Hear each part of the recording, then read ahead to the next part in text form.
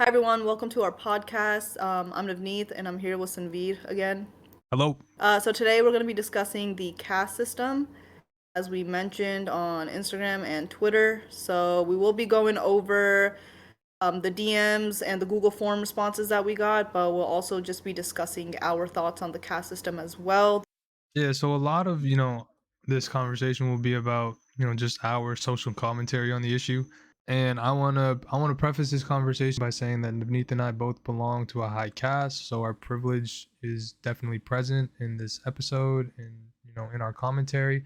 While we are denouncing the caste system and the flaws and the critiques that we have of it, we still are We're speaking from a place of privilege at the end of the day.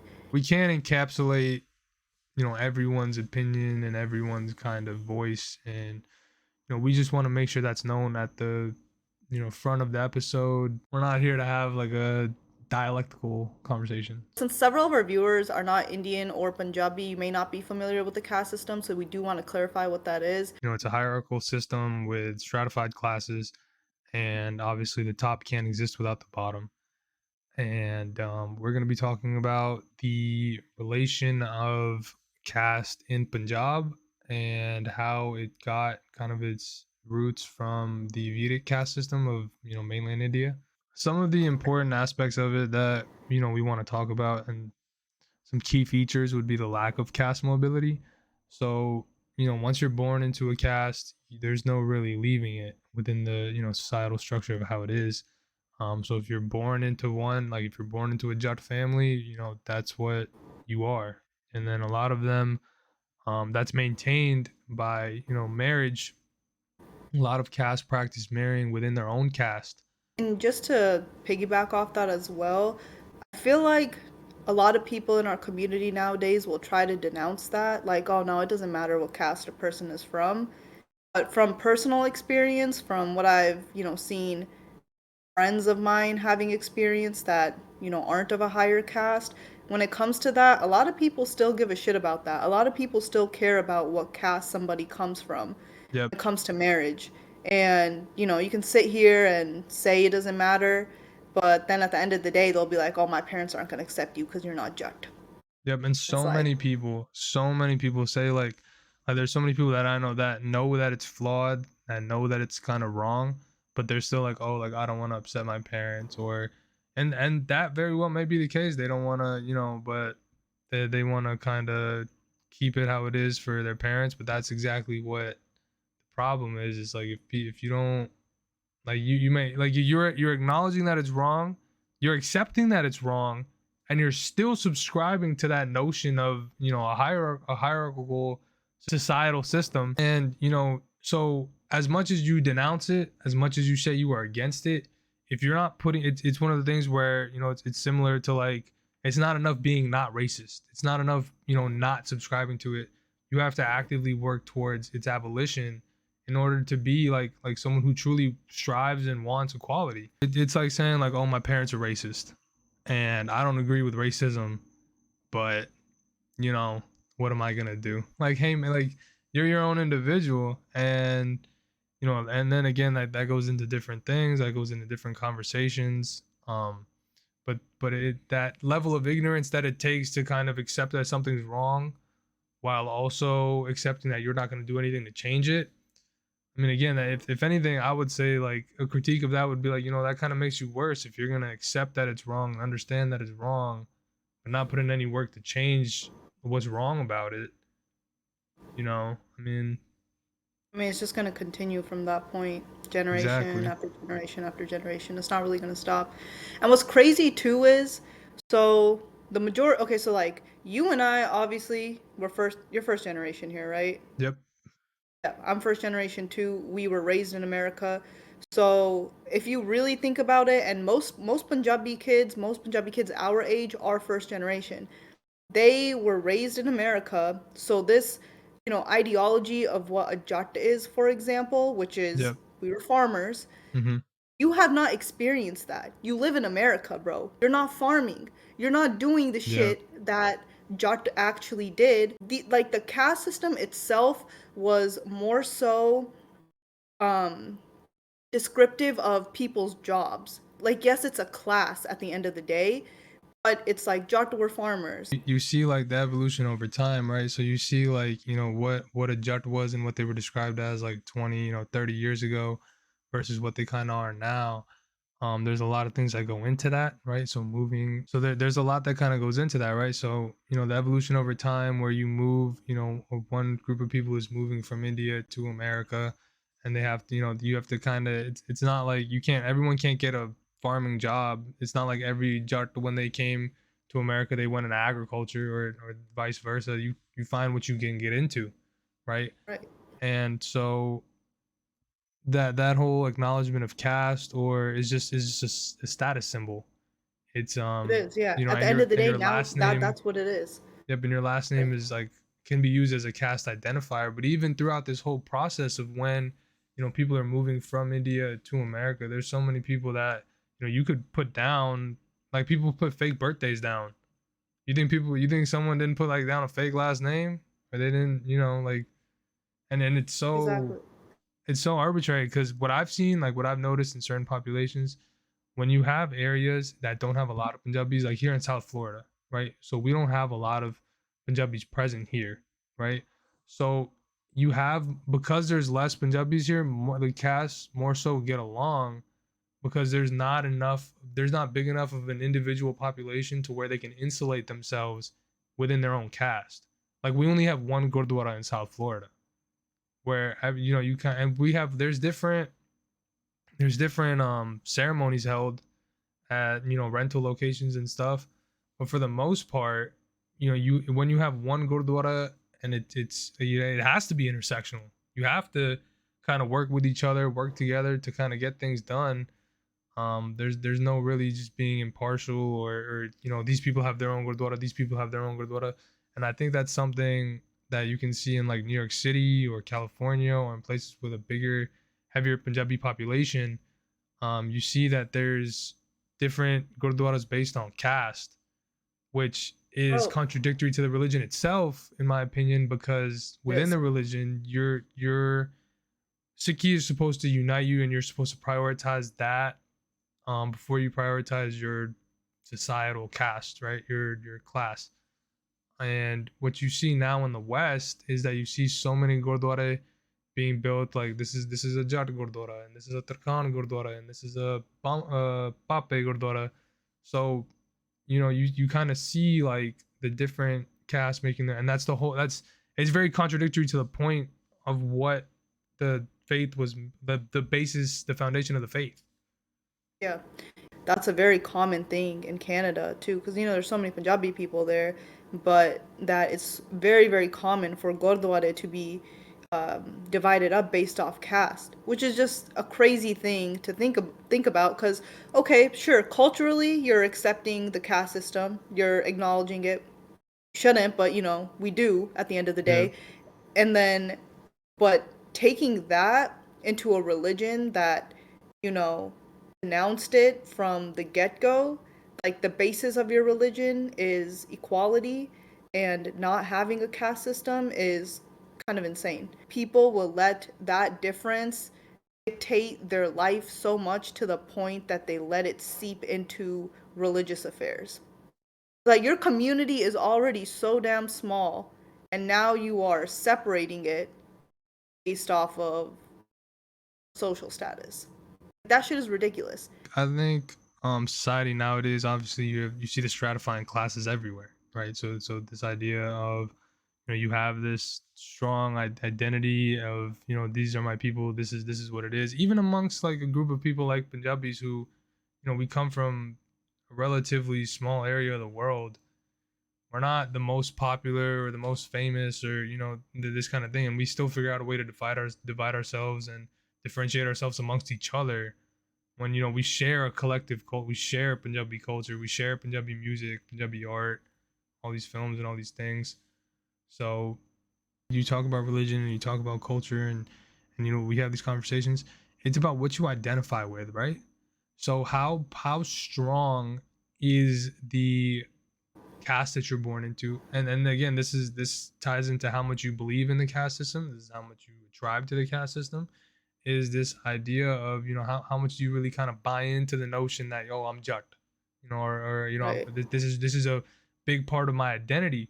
Because when you get in a relationship with someone, that part of your identity is a big part of it, right? You are that person. So if you already have in your head that, oh, I like, this is a big part of my identity, this is who I am. When you're about to enter a relationship, or when you look for a potential partner, you're carrying that with you, right? So Right. I think that that's an important part to also like understand. And then, the future generation too is like, how these systems are built is that it's built for generations to a tribe by them, or to listen to them.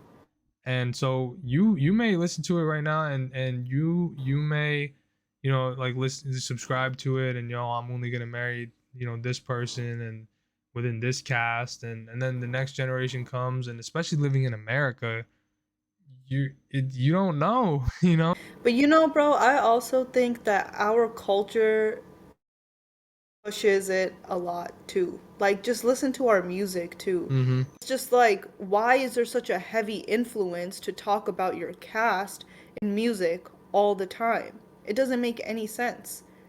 Like, you're just constantly pushing this narrative of the caste over and over and over again. And I think you like it's important, when you have this conversation, to also talk about like the Indian government's impact and the Indian government's role in like a large part of the culture, and a large part of Punjabi society being like, because what happened in the 80s was, a lot of Sikh Punjabis identified primarily with their religion. So, you come back to this topic of religion, and religion was a very strong part of their identity and who they were. And this doesn't mean necessarily that the caste system wasn't there, but it's that religion superseded that. And there was a lot of other things about the culture and the music at the time, and that's a whole different episode. But with that being said, over time, a part of KPS Gill's propaganda plan in the region was to infiltrate the music and the entertainment scene. And you have people, and that's when you kind of see in the 2000s, in the late 90s, when you see a bigger introduction of this strong sense of, what my caste is and what my caste does, and the trope of what a jat is, and the trope of what, you know the like, oh, like, yeah, we party, we're violent, we have guns, blah blah, whatever, that we drink, like drinking is a heavy part of that. So, and then over time, as that kind of becomes part of your culture, and then once you go to the West and you live in a capitalist state, the artist themselves, Karan Aujla himself, has said that I make like other music doesn't sell. I make music about alcohol. I make music about being judged because that stuff sells. He says it himself. He said it in an interview, I'm pretty sure. So that's kind of a critique where people are like, oh, like, they talk about gang violence, and they talk about this, that, and the third. But and they like critique, like, oh, like, why do you have to bring up this in the episode? But the culture is what consumes it. So many singers, I mean, so many fans, so many consumers listen to it. So that's why, they produce it and they make it more, is because, if there's an audience for it and it sells, they're gonna make it. Yeah, it's not rocket science. Yep. I do want to get into the responses that we got via DMs and the Google form, and share people's opinions and thoughts, and honestly talk about what they had to say as well. So I'm just gonna read some of those, and Sanveet and I are gonna give our thoughts to what they said as well. So this individual said, I'm from Brampton and grew up in a Thakan family, and I had a limited idea of what caste was until I was able to educate myself when I got older. All I knew was that we went to a caste-based gurdwara, which we talked about, and went to caste-based banquet hall parties and could only marry the Khans. This isn't the case anymore since my family is much more progressive now. The only time that I ever heard about caste-based issues in real life and not on the internet was when my friends and cousins would tell me that the parents of whoever they were dating wouldn't accept them because they were the Khan and not Jat or Sani or Labana. Now when I hear about caste issues, the main thing I hear is, quote, my parents don't care about caste as long as they aren't Jamad. That's fucked up. And to everyone I've Yeah. talked to, they think, he said, and to everyone I've talked to, they think that demand from their parents is reasonable. Yeah. I Bro, mean, yeah. to be like, oh yeah, I don't care what caste you are as long as you're not Jamad. Are you fucking serious? Terrible. I mean, it's a system. That's I tough. mean, that's the whole thing where it's like, like there's you don't even know who they are, the person that they are, anything like that. You just automatically based on like something that they had no kind of power in No choosing. control over For one of the most whatsoever. arbitrary situations ever, you automatically think like, oh, like they're a bad person. Like, So, bro, eh, you know what my question is? So people that do that, like, do they right off the bat ask someone, "Are you Jat?" Like, is that like the first? Is that the icebreaker?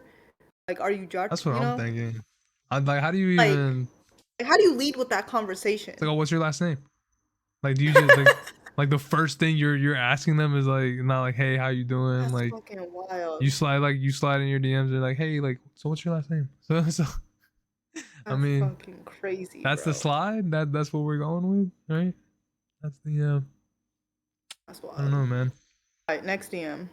One thing I've always felt weird about in India is the caste system and the way it works because I feel like if there is anything we as Indians are trying to explain to foreigners and it makes us feel weird or ashamed, it should get worked on. Now, why is the caste system such a big issue? In this person's words, because some people use the caste system to get things they genuinely do not deserve, and because I personally believe it takes away the equality prospect away from democracy. In schools, people from a lower caste have to pay little to no fee, while the people from a higher fee pay, while the people from a higher caste pay a much higher fee to get the same You treatment. get the same treatment. And when you go to college, people from lower castes have more amount of reserve seats than that of a higher caste. And what's even more furious is that some people who barely pass high school with minimal academic skills and no interest in studies get accepted into government colleges rather than people who are genuinely hardworking and have excellent history of great performance in studies. This even continues after college and even when people try and get jobs in India. I have had personal experience with the caste system and how unfair it is, so it upsets me how nobody says anything against it. You know what's interesting about that is I've actually heard a lot of talk about that. But I have not heard anyone that's not Jat talk about that. So Yep, that's another thing where perspective, right? yeah, it's honestly based on perspective and I mean at the end of the day it's a sensitive topic, I guess, No, but but it's just like it's similar to affirmative action, right? In that it is. Yeah, you it's know, that's like white people sitting here and complaining yeah, that minorities are getting an opportunity over them after years of oppression. After years of being treated like shit based off of their social status, the color of their skin. So in terms of this, it's like you're getting mad that somebody from a lower caste is getting an opportunity first than you because you're like do you not hear the privilege behind what you are saying? Not even the privilege, sorry, the entitlement behind what you are saying. Like you have to take into consideration that this didn't happen for no reason, you know? Similar to affirmative action, it didn't happen for no reason. It happened because a specific group of people were deprived or stripped of opportunities or, you know, for eons, okay, not eons, but for a long time, they were stripped of opportunities based off of their social status or the color of their skin, and like obviously in this case, based off of their caste. yeah. Well, like to kind of contextualize that, I would say like in terms of this critique of you know affirmative action in general, right? Affirmative action is something that's a kind of liberal reform to be more inclusive of different ethnicities, different races, different genders in the government or in certain places. So again, like when you have any type of reform to an inherently unfair system, then you're gonna have some things that are unfair to everyone. And one of them Exactly. is this kind of situation where the lower castes are able to get better positioning without the necessary grades or participation in schools.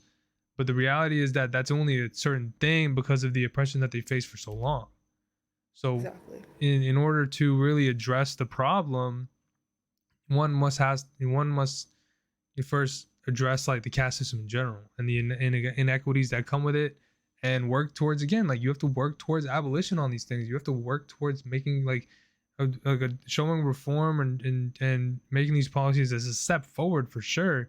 But again, like Yeah. you see, like it's unfair to you, it's unfair to them to live like that. You know what I'm saying? So if Exactly. you really and that inequity on a government level, it can't be like you can't. I don't think you can blame the government for trying to help.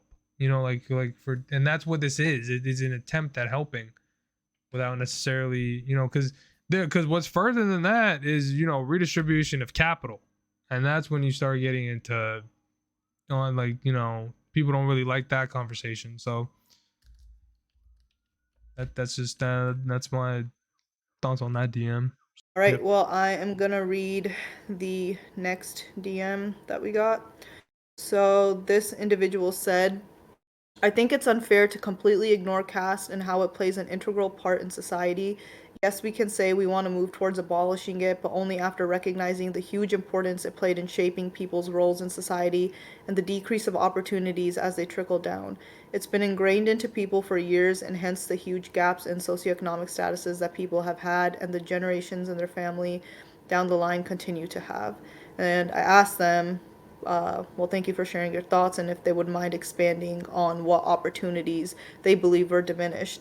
And she said opportunities as in jobs, higher positions in society, leadership positions, etc.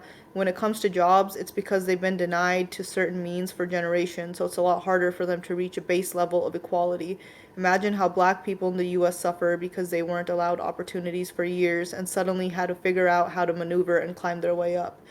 In India, when do we ever see those? I believe one of the bigger positions right now in India is actually head by a semi lower caste person, but all we see is Modi everywhere, not him. It's because the media and general public don't see him as fit. Society wise, upper caste people don't want to associate with lower caste people because they refuse to see them as equals. When you have fewer people at the top that understand the struggle of these labels. They refuse to back policies or implementation of current policies that directly pertain to social welfare that impact lower caste individuals. In India, there's a huge lack of implementation of policies unless they do with funneling money back into big corps. So her take is the opposite of oh boy. Um, so Yeah, I mean, she and essentially addressed what we're talking about too. yeah.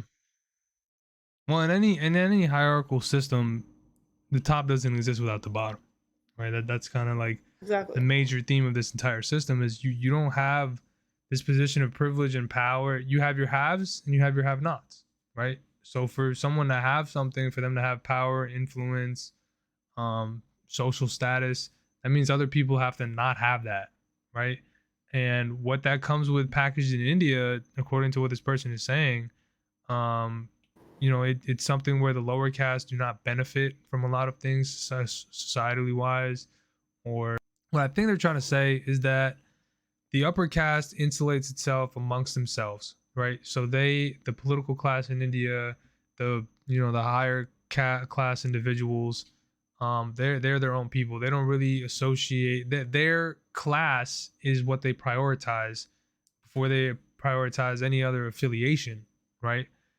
And this prioritization of their class and their kind of like generating wealth and keeping that wealth within one is they're directly related to this idea of, hey, you have these things because other people don't, right? And Exactly. this is when you start getting into the conversation of poverty in India, of hunger and other societal issues that they face that are directly related to their integration of caste within every facet of their society.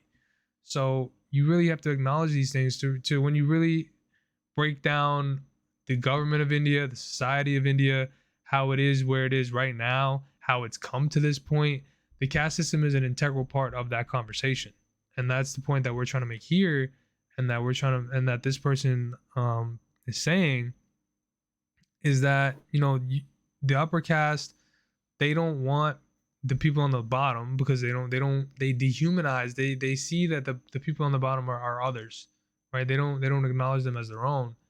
And this otherizing of people anywhere you go, if you look at America, if you look at India, if you look at anywhere you go, once you start building a case where it's one people on top because of certain arbitrary things and then other people on the bottom, you're gonna have a problem. So No, I agree with what you said. honestly, I feel like what she said was a reiteration of what we've been saying. Mm-hmm. I don't have, much more to add to that, but Yeah, you and we'll explained get it to pretty well. we can get to the Google Forms now.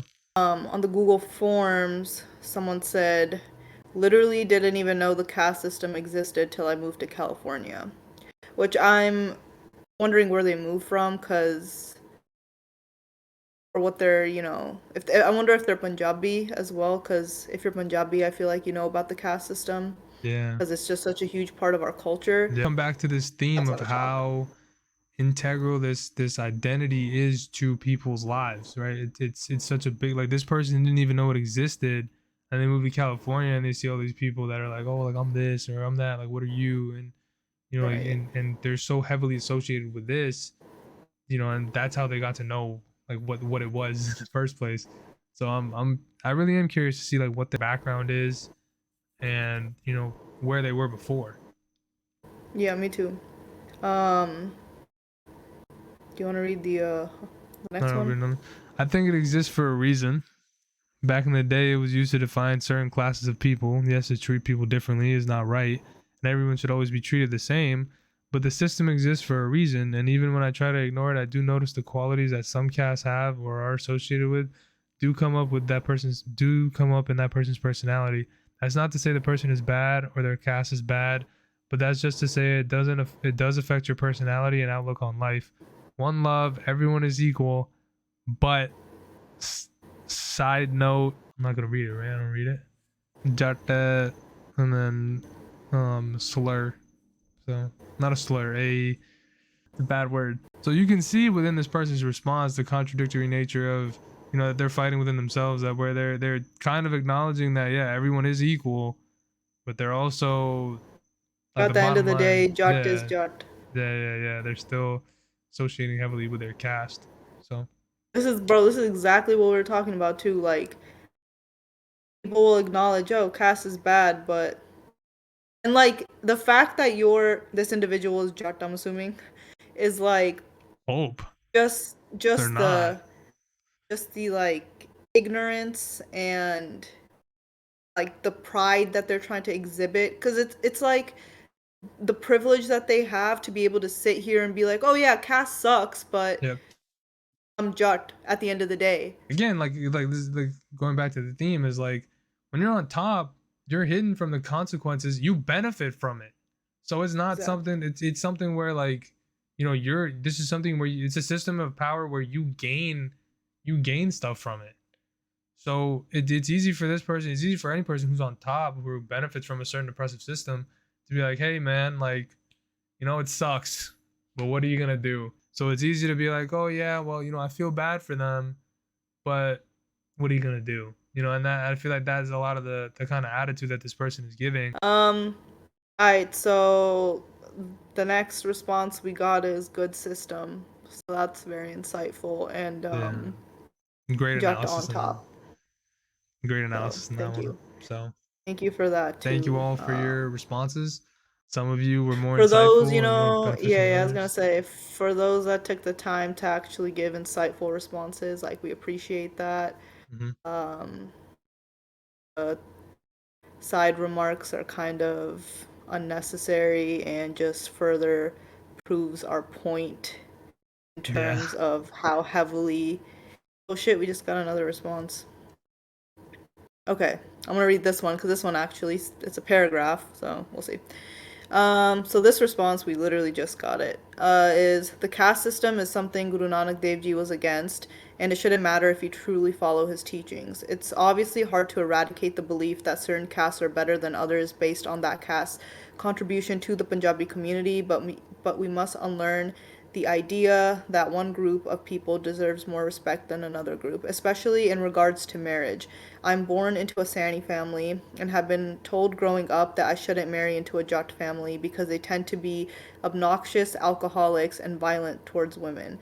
It is this generalization that's toxic, and we need to work on changing the mentality of our elders that we're all equal in the eyes of God and no one is good or bad based on something completely out of their control, which is What a literally what we've great been. take.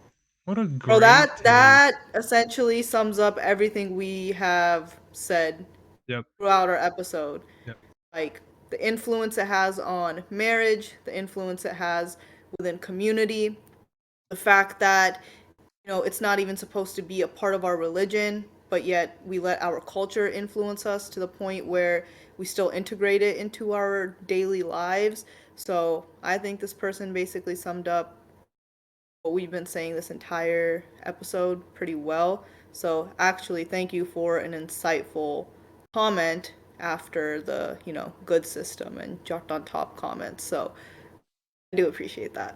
Good to know Um, that some of you are very insightful and smart and intelligent, and you know, yeah, not just agreed. here because you're our friends.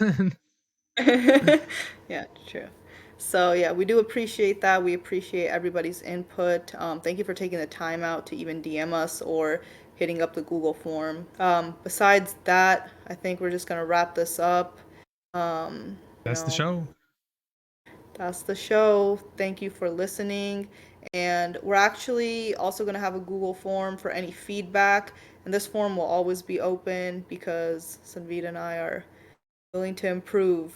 At least I am. I don't know about Willing to him, but learn. I We're willing am. to I learn and am. grow and change. So, again, thank you guys, and we'll see you in the next episode. Thank you all.